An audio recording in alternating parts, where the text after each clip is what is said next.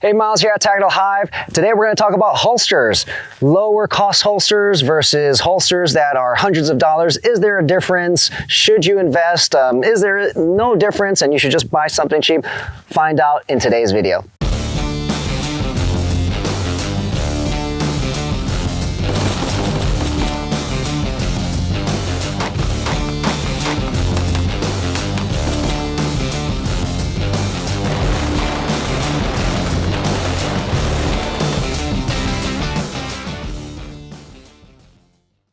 We read comments about, just get any holster. It doesn't really matter what brand you get. They're all the same. They're just going to hold your gun, secure the gun, so on and so forth.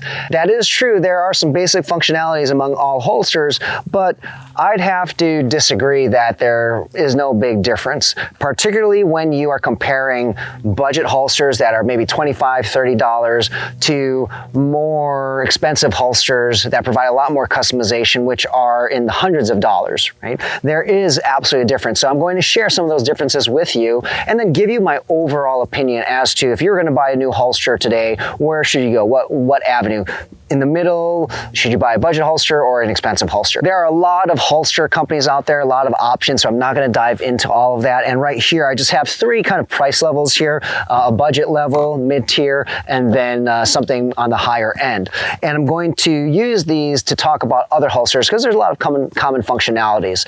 The first thing is this: there is absolutely a difference in the build quality of the holsters that you're going to get. If you buy a budget holster like this and picking it up, I know you can't feel it, but it just really feels flimsy, cheap. This is something that might even just crack if run over, okay? Whereas when I'm holding this, right off the bat, you just feel it and you know that it's constructed well. This is going to last you a lifetime, whereas you don't know with the budget holsters out there. So in terms of just build quality, you're going to see a big difference. One of the biggest differences that you're going to realize right away is that expensive holsters typically provide a higher level of customization to fit your body in your style of carrying, whether it's outside the waistband or inside the waistband. For example, when I look at this budget holster here, this lower cost holster, really there's absolutely nothing you can do with it. It's an outside the waistband holster, but everything is set except the ride height. I can change these clips up and down just a little bit, but even with that, with these included clips, they're not meant for me to change up and down because you'll see if I move it up or down, part of that clip is going to protrude out, so you can actually see it. So it's not really thought out very well with these budget holsters. Another thing is there's literally no other adjustment other than the retention here. So I can't adjust the cant, nothing like that. I can adjust the retention, and the retention refers to being able to secure the pistol in place. So if I were to turn the holster upside down, that gun is not going to come out. But it's really just that. There's nothing else. When I look at this here, a higher end holster, this is particularly the company that I use for my holsters, Tenacor, this provides a lot of customization. You can determine if you want to adjust the clips, the attachments, cant, the ride height. You can get different models here with if you have some kind of wedge or you don't have a wedge, the sweat guard, the height of it, a lot of different things you can do. So there, right then and there, you'll know that you'll be able to find a holster that is going to fit better for you if you go up higher in the budget tiers there, because then you can adjust it and make sure it fits for you and it works for you. Another big difference between lower cost holsters and more expensive holsters is the attention to detail. When you look at, again, these lower cost holsters, they really are fulfilling the basic function of attaching this to your belt, whether it's concealed or outside the waistband, holding the gun in a place, blocking the trigger guard, and having some kind of retention. But there's no customization, as I talked about. And when they build this, it is not purpose built. They are not paying attention to the details that are going to address specific use cases or specific reasons why something might be designed a certain way, or paying attention to how their hand is actually going to wrap around the grip while the gun is holstered, all those little details.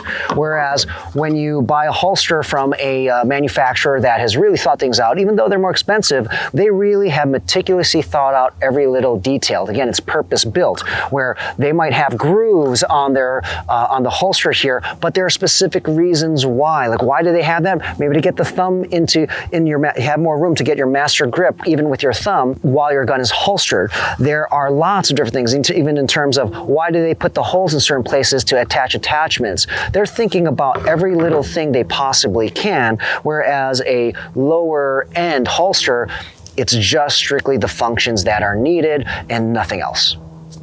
Another benefit to going up higher in the tiers of holsters here is that when you go with a higher tier, more expensive holster, generally speaking, they are going to have a lot better fit with your pistol. And one of the reasons why is that before higher end manufacturers send out their holsters, they're testing the holsters and the fit with the exact firearm that you have. So they're constantly going to check if it's fitting, if it's secure, is the retention good, and they want to make sure that it is going to work flawlessly for you. Whereas if you're buying a budget holster, it's just coming out of a production line, it's based on a mold, it's getting packaged, sent to you. They never really check it at all. Maybe they do it in the very, very beginning, but they never ever touch it again. And they'll hardly ever tweak things, so that fit may not necessarily be secure. And you may have heard stories, or maybe have experienced it yourself, where you buy a budget holster and you're trying to throw your gun in there and it's not actually fitting, like it's slightly off. So you have to consider that.